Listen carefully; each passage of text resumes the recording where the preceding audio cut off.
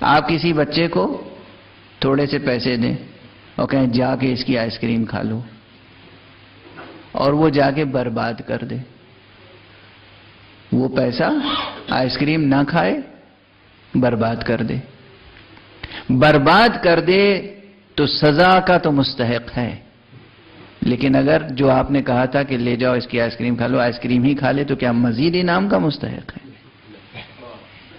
نہیں ہے نا۔